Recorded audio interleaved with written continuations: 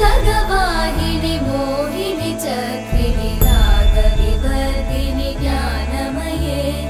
गुणगणवारिधि लोकहितैषिणि सप्तस्वरवरगाननुते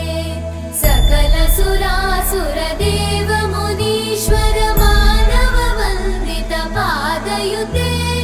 जय जय हे मधुसूदन कामिनि